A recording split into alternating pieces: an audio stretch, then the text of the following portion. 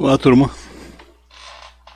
Nós vamos hoje discutir um pouco sobre o conceito de calor. Muita gente acha que temperatura e calor são coisas idênticas e na verdade não são, né? O calor depende da temperatura sim, mas não são coisas iguais. Então aqui nós vamos conceituar calor, falar de capacidade térmica, falar de calor específico e aprender a calcular a quantidade de calor de um corpo, né, que um corpo possui.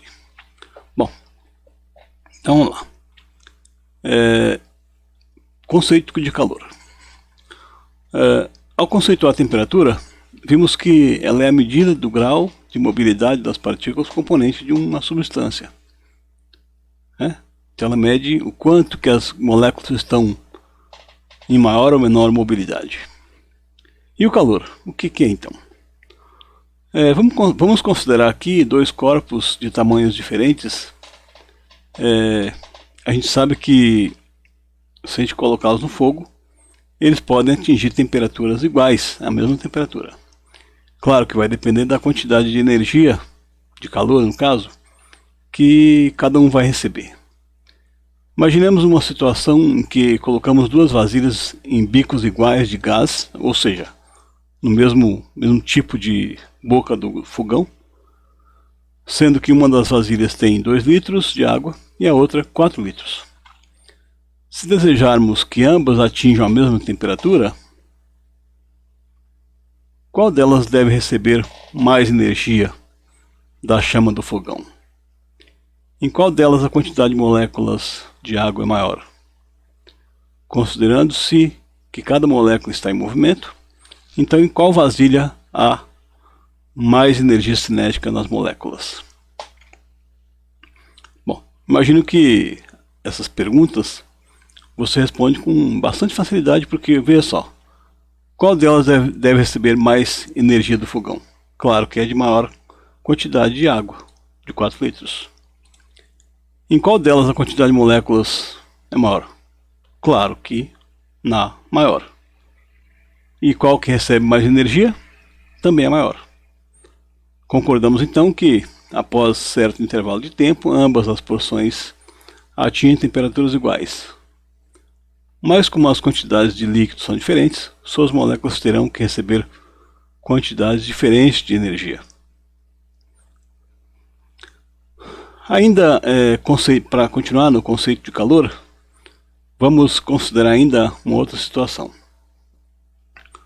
Vamos imaginar agora corpos com massas diferentes. Já sabemos que eles podem atingir a mesma temperatura desde que recebam energias diferentes. Agora, vamos analisar outra situação. Imagine dois pedaços de ferro com temperatura, um A com temperatura 40 graus e o outro B com temperatura 70. Colocamos ambos em contato após um certo intervalo de tempo. O que deve acontecer com eles, com a temperatura deles? Acho que não é tão complicado imaginar que a temperatura do corpo A, que era 40, vai aumentar um pouco, e a temperatura do B, que era 70, vai diminuir um pouco. E eles vão dividir um pouco essa temperatura. Então vamos ver como é que isso acontece. Analisando-se sob a teoria da cinética molecular, as partículas do corpo A do corpo B, aliás, estão mais agitadas do que o A. Com o tempo, essa agitação vai sendo transferida, entre aspas, para as partículas do corpo A, até que ambos fiquem com a mesma temperatura. Então é o seguinte, tem dois corpos aqui. Quando eu coloco eles em contato, essas partículas do B estão bastante agitadas, mais do que as de A. Essa agitação, devido à quantidade de vezes que as moléculas se chocam contra o corpo A, elas vão transferindo essas vibrações para as moléculas do corpo A, de maneira que vai chegar um momento que todas vão estar agitadas do mesmo modo. Essa transferência de energia, da agitação de B para A, nós chamamos de calor. Então, calor é a energia transferida de um corpo de temperatura maior para outro de temperatura menor. Capacidade térmica. Nós vimos que vasilhas com as duas vasilhas lá, uma de 2 litros e outra de 4 litros de água, cada uma recebia quantidade diferente de calor para atingir a mesma temperatura. Imagina agora que nós temos 2 porções de água de massas iguais, ou de 4 ou de 2 litros, mas as duas com massas iguais. Uma delas deseja-se que a temperatura varie 20 graus e a outra 50. Quer dizer, que quer que o aumento de temperatura de uma seja 20 e da outra 50. Se você utilizar bicos iguais de gás, você concorda que o tempo de aquecimento da primeira porção será menor? Porque eu quero que ela varie só 20 graus. Digamos que era 10, vai para 30. Aumentou 20. Essa aqui, digamos que era 10, vai para 60, aumentou 50. Então a de 20 vai aquecer mais rápido, né? E nesse caso vai receber uma quantidade menor de calor, né? Isso implica que essa porção terá que receber menor quantidade de calor do que a segunda.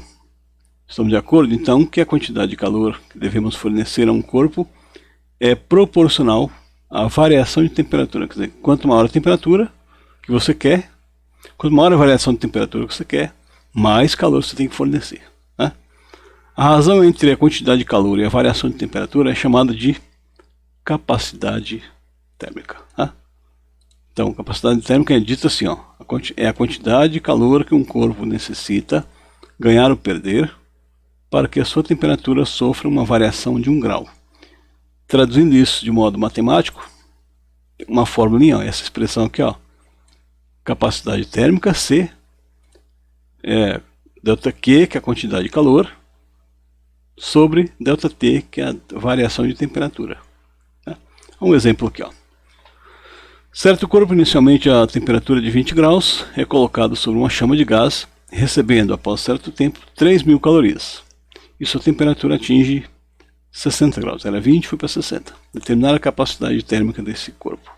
Então, no problema nós temos 3.000 calorias é a quantidade de calor, o ΔQ, 20 graus Celsius a temperatura inicial, 60 é a temperatura final. A fórmula é C igual a ΔQ sobre ΔT.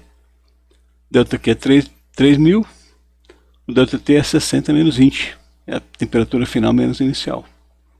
Então isso fica 3.000 sobre 40, que dá 75, o quê? 75 calorias por grau Celsius. Esse valor significa que o corpo necessita de 75 calorias para que sua temperatura varie em 1 grau. 1 grau Celsius. Bom, ainda falando de capacidade térmica,